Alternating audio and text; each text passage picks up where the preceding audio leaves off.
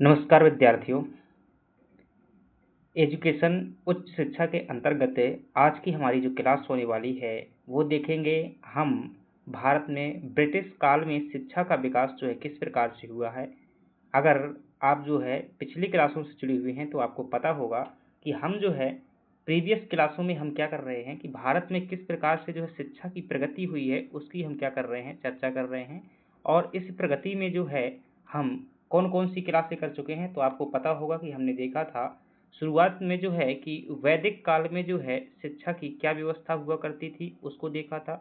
Then हमने इसके बाद दूसरे नंबर पर हमने देखा था कि बौद्ध काल में जो है शिक्षा की जो है क्या संस्कृति थी, क्या विशेषता थी, बौद्ध धर्म में हमने देखा था, वैदिक धर्म में देखा था।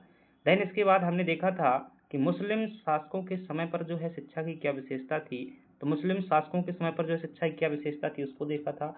अब जो है हम इन सब के जो है आगे बढ़ते हुए आज हम जिसकी चर्चा करेंगे वो होगा ब्रिटिश काल में जो है एजुकेशन कैसा था। हमारी चर्चा जो कहाँ पर होगी, ब्रिटिश काल में जो है एजुकेशन सिस्टम कैसा था, कैसे कैसे प्रगति हुई, सबसे पहले क्या किया गया, उसको जो है हम शुरू करेंगे खास तौर से 1700 जहाँ से 81 में जो है पहला कदम उठाया जाता है। 1781 में यहाँ से लेकर के हम चर्चा करेंगे कहाँ तक कि 1947 तक जो है अंग्रेजों द्वारा शिक्षा के क्षेत्र में क्या क्या प्रयास किए गए, भारत में कौन कौन से विश्वविद्यालय स्थापित करवाए गए, कौन कौन से नियम लाए गए। और यदि आगे हायर एजुकेशन को समझना है तो वह जो है इन सब जो है ये सभी टॉपिक क्या करेंगे, आपको जो है आधार के रूप में काम करेंगे। आप जो है किस एग्जाम के लिए होने वाला है इसकी अगर बात करते हैं तो ये टॉपिक जो है आप देखेंगे यूजीसी जो नेट है, यूजीसी नेट एग्जाम है उसकी यूनिट 10 में देखने को मिल जाएगा। एमपीपीएससी मेंस में अगर आप समाज शास्त्र वाला टॉपिक देखेंगे, समाज शास्त्र वाला, तो उसमें जो है शिक्षा आपको महत्वपूर्ण हो जाएगी। साथ ही साथ में अगर एमपीपीएससी में आप इतिहास वाला विषय देखेंगे तो इतिहास में भी आपका जो है एजुकेशन का एक महत्वपूर्ण टॉपिक रहता है, क्योंकि यह भी शिक्षा का विकास कैसे हुआ है तो ये भी एक प्रकार का इतिहास ही है। इसके अलावा अगर बात करेंगे ये एमपीपीएससी में हो जाएगा, यूपीएससी में हो जाएगा। खासतौर से जो आज का टॉपिक है वो शिक्षा का विकास हर एग्जाम के लिए उतना ही महत्वपूर्ण है, क्योंकि ये एजुकेशन वाला टॉपिक जो है ज़्यादातर पूछा ही जाता है। इतिहास का भी एक टॉपिक है, हायर एजुकेशन में भी आता है और आगे जो भी शिक्षा की नीतियाँ आएंगी उनका जो है आपका आधार भी होगा। चलिएगा अपनी चर्चा कर लेते हैं। विस्तृत नोट्स है आपका जो है, बहुत अच्छा नोट्स है। आप क्या कर सकते हैं, इस नोट्स को जो है पीडीएफ आपको कहाँ मिल जाएगा, टेलीग्राम चैनल मिल जाएगा और इसका लिंक मैं आपको कहाँ पर दे दूंगा, डिस्क्रिप्शन बॉक्स में दे दूंगा। चलिएगा अपनी जो हम क्लास की क्या करते हैं शुरुआत करते हैं, चीज़ों को जो है समझते हैं। तो देखिएगा शिक्षा का जब हम अंग्रेजों के ज़माने में विकास की हम बात करेंगे तो इस बात को ध्यान रखिएगा कि ये बहुत अभी हम पूरा एक ही बार में नहीं करेंगे, क्योंकि हमें बेहतर तरीके से समझना, हर एक चीज़ को समझना है तो धीरे धीरे चर्चा करनी होगी। तो हम जो है 1781 से क्या कर रहे हैं, शुरू कर रहे हैं शिक्षा का विकास किस प्रकार से होगा और हमारी आज की सीमा अधिकतम कहाँ तक होगी, 1835 तक जो है ये सीमा जाने वाली है। इसके बाद जो है अगले टॉपिक हम क्या देखेंगे, अगली क्लास में जो है देखेंगे। तो 1835 तक की जो यात्रा हम तय करने वाले हैं, चलिएगा देखिएगा। सबसे पहले ये समझने से पहले आपको ये समझना होगा कि अंग्रेज जो हैं क्या कर रहे हैं, एक कंपनी भारत में जो है शासन कर रही है। उस कंपनी का नाम क्या है, ईस्ट इंडिया कंपनी। आखिर ईस्ट इंडिया कंपनी जो है भारत में क्या करेगी, शिक्षा का विकास क्यों करेगी, इसकी क्या जो है ज़रूरत है। तो आप ध्यान से देखेंगे जो ईस्ट इंडिया कंपनी है, इस कंपनी को क्या थी, एक कर्मचारियों की जो है ज़रूरत थी। क्या थी, कर्मचारियों की जो है ज़रूरत थी। और ये ऐसे कर्मचारी होना चाहिए जो क्या करें, ब्रिटिश स्वामी भक्त हों, यानी कि अंग्रेजों की क्या करें, उनके प्रति स्वामी भक्त हों, ये भारतीय न हों, मतलब देखने में कैसे हों, रूप रंग से भारतीय हों, लेकिन ये क्या करें कि अंग्रेजों के लिए जो है काम करें। तो इन्हें ज़रूरत था कि एक जो है अंग्रेजी बोलने वाला, इंग्लिश बोलने वाला जो है क्या चाहिए, हमें व्यक्ति चाहिए। क्योंकि इंग्लैंड से कोई भी व्यक्ति यहाँ पर जो है कंपनी में चपरासी बनने के लिए, कर्मचारी बनने के लिए या छोटी मोटी नौकरी करने के लिए भारत में नहीं आ रहा था। वो तो गवर्नर जनरल और बड़े बड़े जो है ऑफिसर के पदों पर क्या कर रहे थे, आ रहे थे। इन आवश्यकताओं की पूर्ति करने के लिए जो है इन्हें क्या थी, शिक्षा की आवश्यकता थी। ठीक है, पहली बात जो है कर्मचारियों की जो है आवश्यकता को पूर्ति करने के लिए। दूसरी जो इनकी आवश्यकता थी कि भारत में अगर क्या करना है, इन्हें शासन करना है, अंग्रेजों को अगर क्या करना है, भारत में शासन करना है, तो यह जरूरी था कि भारतीयों की मानसिकता को पहचाना जाए। क्या पहचाना जाए, नीतियों को जो है भारतीयों की पहचाना जाए। अब ये नीतियों को अगर पहचानेंगे तो इन्हें क्या करना पड़ेगा, भारत की प्राचीन संस्कृति का अध्ययन करना पड़ेगा। क्या करना पड़ेगा, प्राचीन जो भारत की क्या है संस्कृति है उसका अध्ययन करना पड़ेगा। अगर उसकी जो है संस्कृति का अध्ययन नहीं करेंगे तो इन्हें पता नहीं चलेगा कि भारतीयों की मानसिकता कैसी है। तो अंग्रेज चाहते थे कि इन पर जो है अच्छे तरीके से इन पर सिक्का जमाया जा सके, इसलिए अंग्रेजों ने क्या किया, कुछ जो है संस्थाएं स्थापित की। क्या की, कुछ जो है संस्थाएं स्थापित की, और इन संस्थाओं ने भारतीयों द्वारा जो प्राचीन काल में क्या लिखे गए थे, बहुत सारे क्या लिखे गए थे, ग्रंथ लिखे गए थे। बहुत सारी अगर हम बात करेंगे तो पुस्तकें लिखी गई थी, चाहे वो आर्यभट्ट की पुस्तकें हों, चाहे वो वेद हों, चाहे वो उपनिषद हो, चाहे वो मनुस्मृति हो, चाहे वो फिर विष्णु शर्मा का पंचतंत्र हो, चाहे कालिदास के वो नाटक हों। तो ऐसी संस्थाएं इनको द्वारा बनाई गई। इन्होंने क्या किया कि प्राचीन भारतीय साहित्य को क्या किया, उजागर किया। उनका अनुवाद जो है अंग्रेजी में किया गया। बहुत सारे विद्वानों ने पढ़ा। इनसे प्रभावित होकर कुछ भारतीयों ने भी क्या करी कि भारतीय लोगों द्वारा भी क्या की गई, शिक्षा के लिए संस्थाएं और स्कूल खोले गए। जब भारत में अंग्रेजी में शिक्षा चलने लगी तो कुछ लोगों को अपनी संस्कृति की पतन की चिंता हुई कि भाई हमारी जो है यहाँ पर इंग्लिश भाषा आ जाएगी तो हिंदी पतन हो जाएगा, संस्कृत पतन हो जाएगी। तो उन लोगों ने क्या किया, अपने लिए जो है विद्यालय खोले, स्कूल खोले, कॉलेज खोले। धीरे धीरे यहाँ पर शिक्षा की प्रगति हुई। तो उसी यात्रा को हम क्या करने वाले हैं, तय करने वाले हैं। चलिएगा चीज़ों को जो है देखते हैं। अब जो है आप थोड़ा सा समझ पाएंगे। देखिएगा यहाँ पर आप देखेंगे कि ये जो है यूनिट 10 में है, खासतौर से यूजीसी नेट में देखेंगे या फिर अन्य एग्जाम में। प्रारंभ से देखते हैं, प्रारंभिक चरण देखेंगे। 1781 से हमारी यात्रा शुरू होती है और 1813 तक जो है चलेगी। प्रारंभिक चरण हम इसी पढ़ने वाले हैं, प्रारंभिक चरण को। व्यक्ति, ठीक है, व्यक्तिगत और कंपनी के प्रयास। शुरुआत में ईस्ट इंडिया कंपनी ने शिक्षा में क्या करी, बहुत कम रुचि ली, क्योंकि उसे जो है जरूरत ही नहीं थी, तो इसलिए उसने जो है कोई रुचि नहीं ली। उनके प्रयास भारतीय भाषाओं और परंपराओं को समझने तक ही क्या थे, सीमित थे, ताकि वो शासन में जो है बेहतर ढंग से क्या शासन को जो है चला सके। आगे बात करते हैं तो यहाँ पर जो है एक व्यक्ति है जो गवर्नर जनरल था, पहला जो है बंगाल का गवर्नर जनरल था। उस व्यक्ति का नाम क्या था, वारेन हेस्टिंग। क्या नाम था, वारेन हेस्टिंग। और वारेन हेस्टिंग द्वारा एक पहली बार क्या किया गया, एक मदरसा जो है खोला गया। क्या खोला गया फ्रेंड्स से, एक मदरसा खोला गया। मदरसा क्या होता है, देखिए अगर आपने पिछली क्लासे देखी हुई तो आपको बहुत अच्छे से पता होगा। दो शब्द की, एक शब्द मैंने बताया था मकतब क्या होता है, ठीक है, मकतब क्या होता है, और दूसरा हमने खूब चर्चा की हुई थी इसकी जो है मदरसा क्या होता है। तो यही जो है क्या होता है, फायदा होता है जब आप लगातार क्या करते हैं, एक क्रम में चीजों को देखने का प्रयास करते हैं। तो सबसे पहले आपने क्या देखा कि एक मदरसे की जो है क्या की जाती है, स्थापना की जाती है। और यह मदरसा किसके द्वारा स्थापित किया गया था, तो आप कहेंगे वारेन हेस्टिंग द्वारा स्थापित किया गया था। कहाँ स्थापित किया गया था, कलकत्ता में। और यह जो है खास तौर से क्या कि इसका उद्देश्य क्या था, इसका उद्देश्य था मुस्लिम कानून और संबंधित विषयों का क्या करना, अध्ययन करना। तो ये जो वारेन हेस्टिंग नाम का गवर्नर जनरल था, यह जानना चाहता था कि मुगलों ने क्या किया है, भारत में शासन किया है। मुगलों ने जो है क्या किया है, एक लंबे समय तक जो है भारत में क्या किया हुआ है, शासन किया हुआ है। ठीक है, तो आपने देखा है कि मुगलों द्वारा जो है यहाँ पर क्या किया गया है, एक लंबे समय तक जो है भारत में क्या किया गया है, शासन किया गया है। खासतौर से देखेंगे तो इन्होंने जो है 1526 से लगा करके, ठीक है, 1707 तक तो जो मोटे तौर पर इन्होंने क्या किया है, शासन किया हुआ है। तो उस नीति को, उस विधि विधानों को जो है समझना चाहता था। इसलिए अरबी और फारसी भाषा में, कौन सी भाषा में मदरसा चलता था, मदरसा, मुस्लिम जो है कॉलेज होते हैं उन्हें मदरसा कह देते हैं। तो यह जो है अरबी और फारसी भाषा में चलता था। कौन सी भाषा में, अरबी और फारसी भाषा में जो है चलता था। इस मदरसे को स्थापित करवाया किसने, वारेन हेस्टिंग ने। इसका उद्देश्य था मुस्लिम कानून और संबंधित विषयों का क्या करना, अध्ययन करना। देन इसके बाद में 1781 के बाद में 1784 में एक बहुत महत्वपूर्ण संस्था जो है स्थापित की गई थी। कई बार ये प्रश्न पूछा गया है कि एशियाटिक सोसाइटी ऑफ बंगाल की स्थापना कब की गई थी, 1784 में कलकत्ता में की गई थी। किसके द्वारा, सर विलियम जोन्स द्वारा जो है क्या की गई थी, इसकी स्थापना की गई थी। और इसका उद्देश्य क्या था, भारतीय इतिहास, साहित्य, संस्कृति और भाषा आदि का अध्ययन एवं संरक्षण करना। इसका उद्देश्य क्या था, खास तौर से प्राचीनतम संस्कृति का अध्ययन करना और उसका जो है अनुवाद करना, और उस अनुवाद करके जो है ये समझाना कंपनी को कि भारत में जो है कैसे ये क्या कर सकते हैं, लूटमारी कर सकते हैं, उन नीतियों को कैसे समझ सकते हैं। अब ध्यान से अगर देखोगे तो यहाँ पर लिखा नहीं हुआ है, मैं देखना किसी दिन जो है बता दूंगा मेंस वाली क्लास में। चाहे इसमें, चाहे वो कालिदास काव्यान शकुंतलम हो, चाहे वो मनुस्मृति हो, चाहे वो भगवत गीता हो, चाहे वो विष्णु शर्मा का पंचतंत्र हो, चाहे वो नारायण पंडित का हितोपदेश हो, चाहे वो गीत गोविंद हो, जयदेव का गीत गोविंद हो, तो ऐसी सभी लगभग पुस्तकों का क्या किया गया था, यहाँ पर अनुवाद किया गया था। जैसे कई बार प्रश्न आ जाता है कि भगवत गीता का अनुवाद किसने किया था, तो चार्ल्स विल्किंस द्वारा इसी डिपार्टमेंट के अंतर्गत जो भगवत गीता का क्या किया गया था, अनुवाद किया गया था। स्थापना कई बार ये पूछी गई है कि 1784 में जो है एशियाटिक सोसाइटी की स्थापना कब हुई थी? 1784 में। कहाँ हुई थी? कलकत्ता में हुई थी। किसके द्वारा की गई थी? विलियम जोन्स द्वारा जो है की गई थी। इसका उद्देश्य था प्राचीन भारतीय संस्कृति का अध्ययन करना और उसको समझना और उसको जो है शासन के अनुरूप जो है क्या करना, उसके अनुसार जो है कानून बना। तो दो संस्थाएं आपने पढ़ी, फिक्स डेट ध्यान रखना 1784, फिर ध्यान रखना है आप जो है 1781, इनको ध्यान रख लेना। चलिए आगे बढ़ जाते हैं और अगली संस्था है हमारे पास में 1791 में ध्यान रखना है। एक व्यक्ति है जिसका नाम है जोनाथन डंकन, जो है एक व्यक्ति है, ठीक है। कौन सा व्यक्ति है? Jonathan Duncan. ये क्या था? एक ब्रिटिश रेजिडेंट था। कौन था भाई? यह जो है एक ब्रिटिश रेजिडेंट था, ठीक है।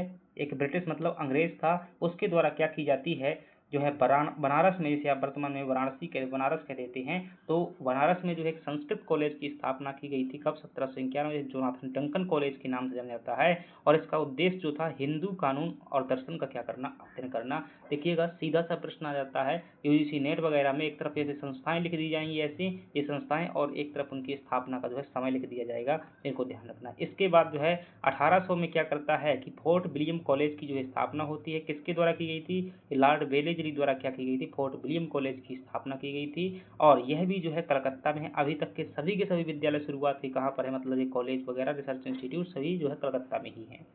और इसका उद्देश्य था कंपनी के लिए सिविल सेवकों को जो है भारतीय भाषाओं और रीति रिवाजों में क्या करना, ट्रेनिंग करना, ठीक है। तो ये फोर्ट विलियम कॉलेज बेलेजरी ने बनवाया हुआ था। इसका उद्देश्य क्या था कि जो भी लोग क्या है कंपनी की, ईस्ट इंडिया कंपनी के लिए जो है अधिकारी बन करके आते हैं, तो कुल मिलाकर के उन्हें क्या करना, प्रशिक्षण देना। कहाँ का प्रशिक्षण देना कि भारत में किस प्रकार से रहना है, किस प्रकार से बात करनी है, कैसे लोगों को डील करना है, ट्रेनिंग देने के लिए एक कॉलेज जो है बनाया गया था। आगे चल करके यह कॉलेज जो है 1802 में जो क्या कर दिया जाता है, इसको जो है समाप्त कर दिया जाता है। इस बात को भी क्या करेंगे यहाँ पे ध्यान रखेंगे, 1802 में जो है बंद कर दिया जाता है। तो ये जो है शुरुआत की 4 संस्थाएं आपने देखी और इन संस्थाओं की स्थापना का उद्देश्य जो है क्या था, भारतीय भाषाओं और परंपराओं को समझना, भारतीय कानून और समाज की जानकारी प्राप्त करना, प्रशासन को जो है सुचारू रूप से चलाना, ये क्या थे, इनके जो है प्रमुख जो है ऑब्जेक्टिव थे। कंपनी के शैक्षिक प्रयास जो है मुख्यतः क्या होते थे, प्रशासनिक आवश्यकताओं तक सीमित थे। ऐसा नहीं था कि वो बहुत बड़ा यहाँ पर रिसर्च के लिए हब बनाना चाहते थे, बच्चों को जो है अच्छे अधिकारी बनाना चाहते थे। सिर्फ इतना जो है प्रयास कर रहे थे कंपनी की जो प्रशासन चल सके, उसके लिए जो भी कर्मचारी अधिकारियों की आवश्यकता है उनकी आवश्यकता पूरी हो चुकी। तो ये जो है 4 कॉलेज ध्यान रखना शुरुआत के हैं। इसके आगे बढ़ जाते हैं, आगे बढ़ते हैं तो 1800। अब यहाँ पर जो है एक व्यक्ति का नाम नहीं लिखा हुआ है, मैं किसी दिन जो है चर्चा करूंगा इस पर। अभी जो है चलो चाहें तो मैं यहाँ पर जो है चर्चा कर देता हूँ, अभी कर देता हूँ, क्योंकि नाम जरूर उसका याद रखिएगा, महत्वपूर्ण नाम है। वो व्यक्ति कौन सा है, तो आप कहेंगे उस व्यक्ति का नाम है चार्ल्स ग्रांट। क्या नाम है? Charles grant. Charles grant. और यह कौन था, तो ध्यान रखना यह जो है ईस्ट इंडिया कंपनी का जो है क्या था, ये ईस्ट इंडिया कंपनी का जो है ये क्या था, एक सिविल सर्वेंट था, यानी कि अधिकारी था, ठीक है, सिविल सेवक था। और यह पहला व्यक्ति था जिसने भारत में क्या किए थे, अंग्रेजी माध्यम के जो है स्कूल खोलने के लिए क्या किया था, फोकस किया था। अंग्रेजी माध्यम के स्कूल खोलने का क्या दिया था, विचार दिया था। ये पहला व्यक्ति था जिसने जो है यहाँ पर भाषा को जो है अंग्रेजी माध्यम की जो है भाषा रखने का प्रस्ताव दिया था। ये इसके द्वारा क्या किया गया था, एक जो है पंचसूत्रीय कार्यक्रम लागू किया गया था, ठीक है। पंचसूत्री जो है कार्यक्रम जो है, यानी कि एक प्रकार की योजना जो है इसके द्वारा प्रस्तुत की गई थी और इसे में बताया गया था कि मतलब किस भाषा में शिक्षा दी जाएगी और क्या शिक्षा दी जाएगी, और जो है स्कूलों की भाषा क्या होगी, और यहाँ पर विज्ञान और तकनीकी कहाँ का पढ़ाया जाएगा, तो ये सब कुछ कहा था अंग्रेजों का पढ़ाया जाए। तो इन्हीं सभी कारणों के चलते जो है इस व्यक्ति को कहा जाता है भारत में जो है आधुनिक शिक्षा का जनक कहा जाता है। इस बात को ध्यान रखिएगा, बहुत लोगों को जो है नहीं पता होता, सिर्फ इतना पता होता है कि चार्ल्स ग्रांट को क्या कहते हैं, जनक कहा जाता है। क्यों कहा जाता है, तो ये आपको मैंने कारण बताया कि इतनी चीजें इसने पहली बार की हुई थी, इसलिए इस व्यक्ति को क्या कहते हैं, भारत में जो है आधुनिक शिक्षा का जो है क्या कहा जाता है, जनक कहा जाता है। इस बात को भी क्या करेंगे यहाँ पे ध्यान रखेंगे, चार्ल्स ग्रांट, ठीक है। 1790 के आसपास का व्यक्ति है, 1790-94 का जो है ये व्यक्ति है, उस समय पर ये सब किया हुआ था। चलिएगा अब जो है हम क्या बढ़ जाते हैं, आगे बढ़ जाते हैं, चीज़ों को जो है देखते हैं। आगे बढ़ेंगे तो अब जो है इन सब के बाद क्या होता है कि एक कानून आता है और उस कानून का नाम है 1813 का जो है चार्टर एक्ट। क्या नाम है, 1813 का चार्टर एक्ट। और इसमें जो है पहली बार जो है क्या होती है, एक व्यवस्था होती है कि अंग्रेजों द्वारा क्या किया गया, इसमें जो है पहली बार जो है 1 लाख रुपए जो है शिक्षा के लिए खर्च करने की क्या की गई, बात की गई थी। कितने, 1 लाख रुपए जो है गवर्नमेंट क्या करेगी कि 1 लाख रुपए जो है खर्च करेगी भारत में। किसके लिए, 2 कार्यों के लिए। जो विद्वान हैं उनको जो है प्रोत्साहन करने के लिए, भारत में जो भी विद्वान हैं चाहे वो अंग्रेज हों चाहे कोई भी, उनके प्रोत्साहन के लिए, और भारत में जो है शिक्षा को क्या करने के लिए, बढ़ावा देने के लिए जो है ये 1 लाख रुपए की क्या की गई थी, व्यवस्था की गई थी। ठीक है। और दूसरी बात जो इस अधिनियम में थी वो ये थी कि ईसाई मिशनरियों को जो है, यहाँ पर ईसाई मिशनरियों को क्या दी गई थी, प्रचार करने की जो है अनुमति दी गई कि धर्म का वो खूब प्रचार कर सकते हैं। इसने जो है भारत में शिक्षा के क्षेत्र में क्या किया, राज्य की जिम्मेदारियों की नींव रखी। हालांकि इस पैसे को खर्च करने के तरीके पर जो है विवाद शुरू हुआ। ठीक है, चर्चा करते हैं भी इस पर। शिक्षा में जो है सरकार की पहली जो है ये वित्तीय भागीदारी थी, आगे चल करके आंग्ल प्राच्य विवाद का जो है कारण बना। चलिएगा, तो ये जो है ट्रिक आप जो है पीडीएफ से देख लेंगे, और ये जो है क्रम लिखा हुआ है कैसे कैसे जो हमने किया हुआ है, तो ये जो है याद कर सकते हैं, अन्यथा इग्नोर कीजिएगा। अब जो है हमारे पास में क्या है, आंग्ल प्राच्य विवाद है। दिमाग से समझिएगा, थोड़ा सा दिमाग खोल करके कैसे समझेंगे। पहली बात ध्यान रखना कि 1813 का क्या आता है, एक अधिनियम आता है। 1813 क्या आया, एक कानून आया, और इस कानून में अंग्रेजों ने क्या कहा कि भारत में जो है शिक्षा की प्रगति के लिए जो क्या दे रहे हैं, हम 1 लाख रुपए जो है पैसा दे रहे हैं। ठीक है, 1 लाख रुपया दे रहे हैं। अब 2 सवाल जो है इसके खड़े हो गए। कितने सवाल खड़े हो गए कि अंग्रेजों को पहली बात जो अंग्रेजों मतलब यहाँ पर सवाल ये खड़े हुए कि इसकी जो इस अधिनियम की एक धारा है, ठीक है, इस अधिनियम की एक धारा है जिसका नाम है धारा 43। धारा 43 में जो है विवाद दिया हुआ है उसका, कि इसमें विवाद कहाँ पर हो रहा था। विवाद में जो है 2 पहलू थे।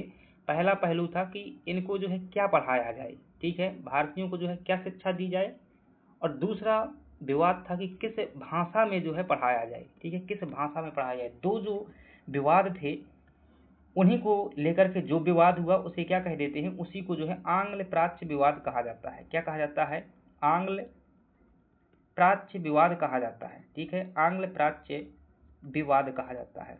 अब ये आंग्ल प्राच्य विवाद कैसा है, तो जो आंग्ल थे ये चाहते थे कि भारत में जो है अंग्रेजी शिक्षा पद्धति जैसी यूरोप में चलती है, ब्रिटेन में चलती है, वैसी जो है शिक्षा की व्यवस्था लागू की जाए। और जो प्राच्य थे ये चाहते थे कि जैसी प्राचीन भारत में जो शिक्षा की व्यवस्था लागू थी संस्कृत और अरबी फारसी में, तो उस व्यवस्था को लागू किया जाए। कुछ लोग इसका समर्थन कर रहे थे और कुछ लोग जो है इनका समर्थन कर रहे थे। इसी विवाद को आंग्ल प्राच्य विवाद कहते हैं। आगे चल करके मैकाले नाम का एक जो है व्यक्ति आता है, जिसे विलियम बेंटिक ने अपना विधि सदस्य बनाया हुआ था। 1834 में ये व्यक्ति बनता है और 1835 में अपनी रिपोर्ट देता है, और इस रिपोर्ट में मैकाले कहता है कि भारत और जो अरब का पूरा साहित्य है वो यूरोप की एक अरमाली की एक कैबिन में रखी पुस्तकों के बराबर नहीं है, अर्थात यहाँ की शिक्षा व्यवस्था बहुत कमजोर है। इसलिए भारत में जो है इंग्लिश शिक्षा दी जानी चाहिए। और जो है विलियम बेंटिक जो है मैकाले की बात को मान लेता है और इंग्लिश शिक्षा को लागू कर देता है। चलिए इसे जो है थ्योरी में पढ़ लेते हैं, मैंने समझाया।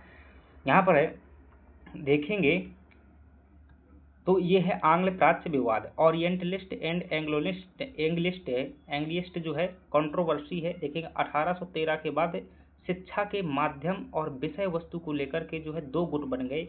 एक गुट था कौन, प्राच्यवादी, एक था क्या, आंग्लवादी। ठीक है, प्राच्यवादी क्या कहते थे, इनका मानना था कि जो है शिक्षा यहाँ पर दी जाए भारतीय भाषाओं जैसे कि संस्कृत, अरबी, फारसी तथा पारंपरिक शिक्षा को जो है बढ़ावा देते थे। ये इनका मानना था कि इनका समर्थन किया।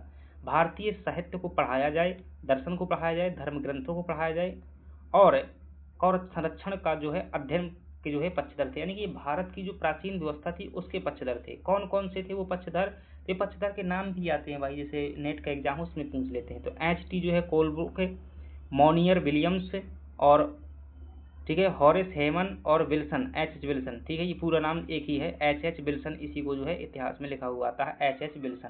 ठीक है, ये लोग जो क्या कर रहे थे, इसका समर्थन कर रहे थे। वही दूसरा गुट था जो कि अंग्रेजी भाषा का समर्थन कर रहा था और आधुनिक यानी कि अंग्रेजों की जो है विज्ञान, साहित्य, दर्शन का जो है समर्थन दे रहा था। ये मानते थे कि यह शिक्षा भारत के उत्थान और आधुनिक बनाने के लिए आवश्यक है।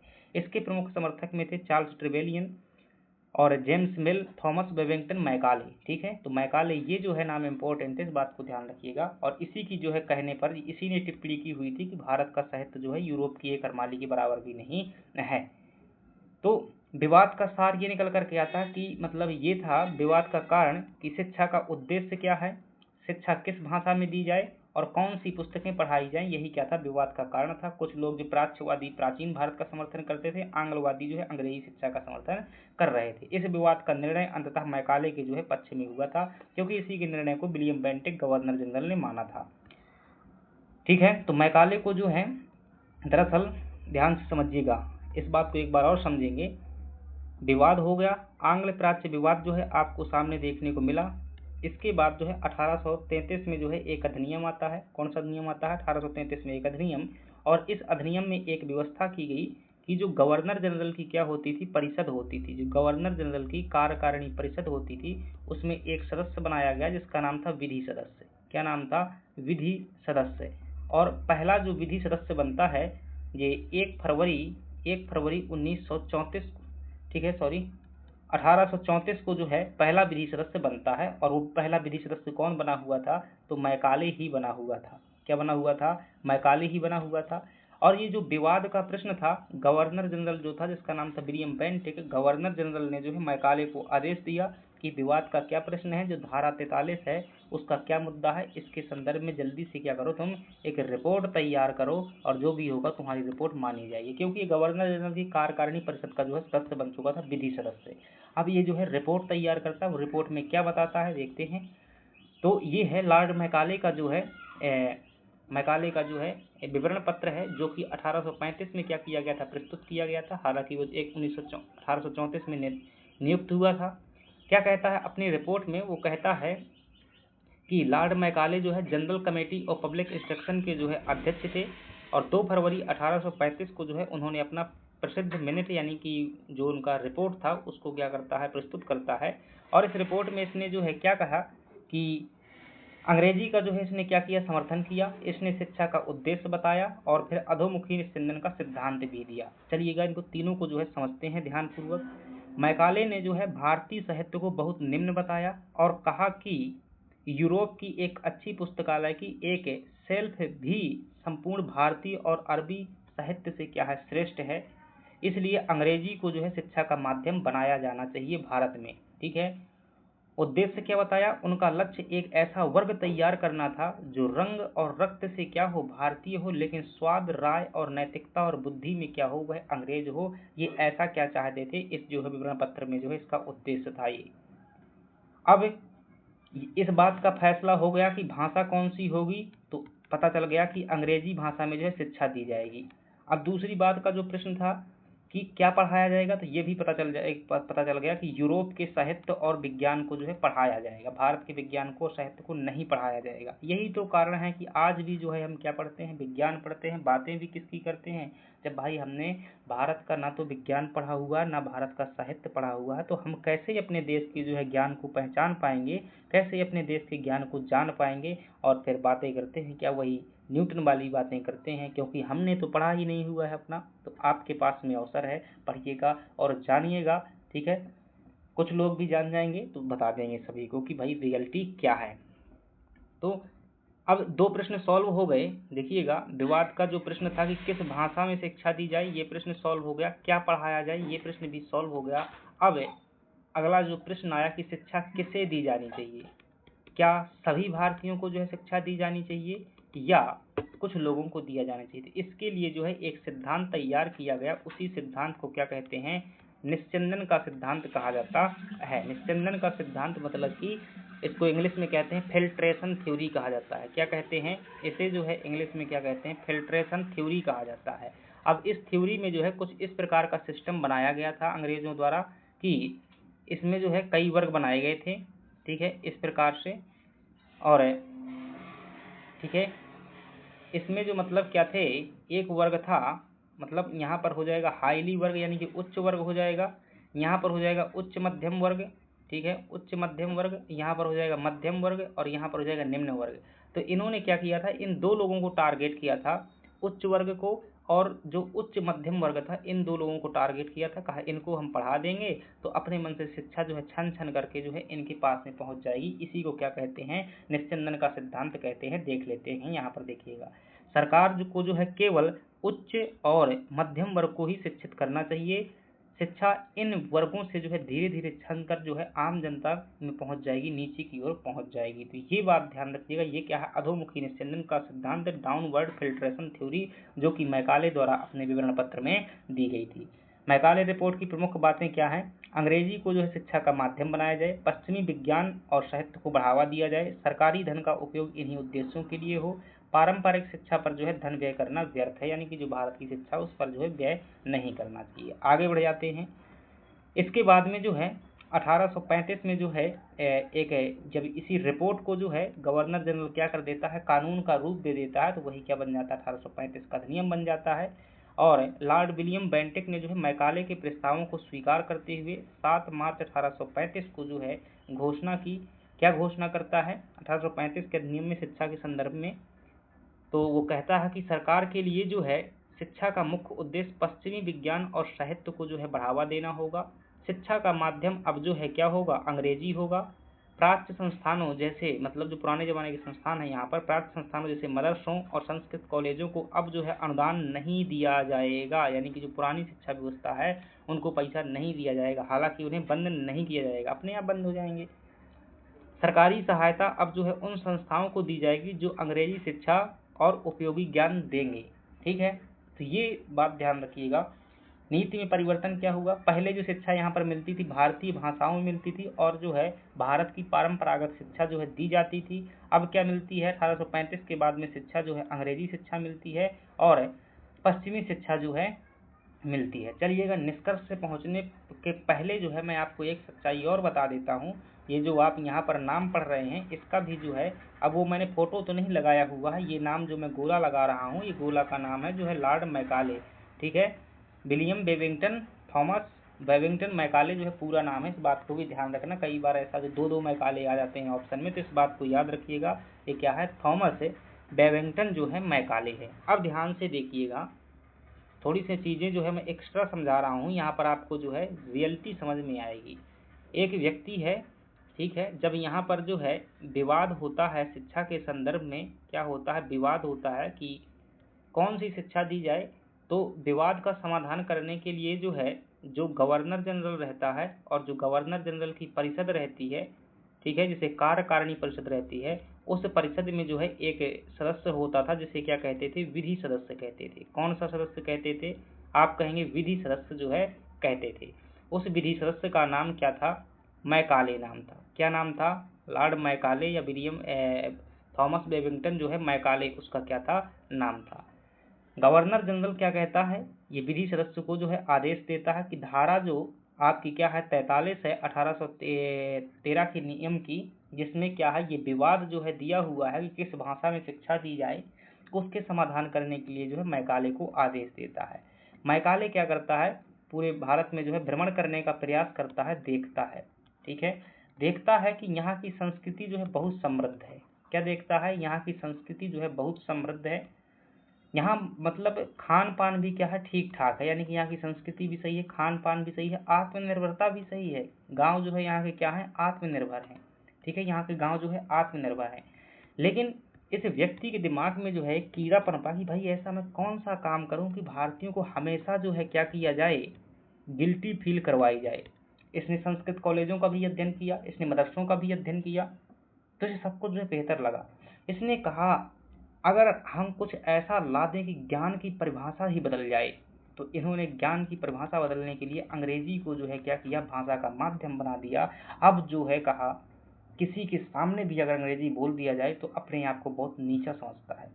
आज भी यही वास्तविकता है कि किसी भी व्यक्ति के सामने अगर इंग्लिश में बात किया जाए तो वो क्या है, उसे बहुत स्ट्रांग, मतलब जो व्यक्ति इंग्लिश बोल रहा है उसको बहुत स्मार्ट माना जाता है, बहुत जो है एक्सपर्ट माना जाता है। लेकिन माय डियर फ्रेंड्स, मैं बता दूं कि English is the medium of presentation of knowledge, it is not presentation of knowledge. यह ज्ञान का प्रतिनिधित्व नहीं करती है। भाषा केवल क्या है, ज्ञान प्रदर्शन का एक माध्यम है, और माध्यम आप कोई भी चेंज कर सकते हैं। हिंदी भी एक क्या है, माध्यम। लैंग्वेज इज द ऑलवेज, भाषा हमेशा रिप्रेजेंटेशन, मतलब प्रेजेंट करने का ये अपना क्या है, तरीका है, एक प्रकार की भाषा। और कई बार सांकेतिक भाषा से भी प्रेजेंट किया जा सकता है।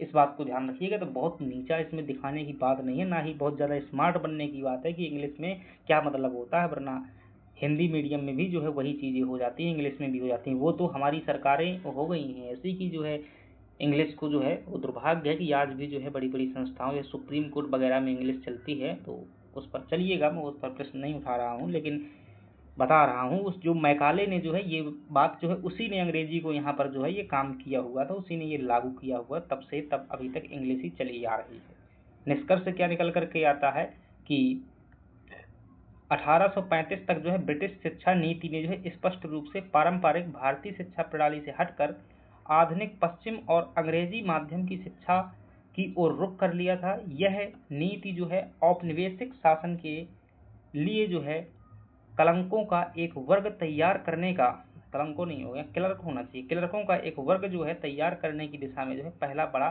कदम था। ठीक है, मतलब वो चाहते थे कि एक ऐसा वर्ग जो है तैयार हो जाए। अब आगे चल करके क्या होगा, कुछ लोग जागरूक होंगे, कुछ लोग संस्कृत को जो है बढ़ावा देने के लिए प्रयास करेंगे, तो कुछ लोग जो है उर्दू को बढ़ावा देने के लिए प्रयास करेंगे, कुछ लोग जो है हिंदी को बढ़ावा देने के लिए प्रयास करेंगे। तो इसलिए जो है यहाँ पर स्वदेशी आंदोलन हमें देखने को मिलेंगे। आपको लगता है कि आंदोलन का मतलब सिर्फ इतना होता है जिसमें जो है तलवार लेकर के एक दूसरे को घुसा दिया जाए, बंदूक लेकर के दूसरे को मार दिया जाए, क्या यही क्रांतिकारी आंदोलन थे? जी नहीं भाई। शिक्षा के क्षेत्र में भी जो है आंदोलन देखने को मिले हैं। वो लोग जो है शांति से क्या करते थे, ज्ञान के क्षेत्र में कार्य कर रहे थे। इतिहास सिर्फ जो है लड़ाइयों का सब्जेक्ट नहीं होता है, इतिहास का मतलब होता है अतीत का अध्ययन, और अतीत में सिर्फ लड़ाई नहीं होती है। कुछ बुद्धिजीवी वर्ग भी होते हैं, और कुछ जो है वैज्ञानिक भी होते हैं, और कुछ बहादुर भी होते हैं, और कुछ लीडर भी होते हैं। तो चलिएगा, इसी प्रकार से जुड़े रहिएगा। मिलते हैं अगली क्लास में, और 1835 के जो है हम शिक्षा के विकास को आगे समझेंगे, और 1947 तक जो है शिक्षा के रास्ते को तय करेंगे। फिर 1947 से लेकर के वर्तमान तक के कौन कौन सी नीतियाँ पॉलिसियाँ हैं उनको तय करेंगे। तभी आप जो है उच्च शिक्षा या हायर एजुकेशन के लिए तैयार हो पाएंगे। तो यदि मज़ा आया हो तो लाइक सब्सक्राइब जरूर करना है। ये PDF आपको जो है टेलीग्राम चैनल पर मिल जाएगा, वहाँ से ले आप चलिएगा। सभी को धन्यवाद, सभी को नमस्कार।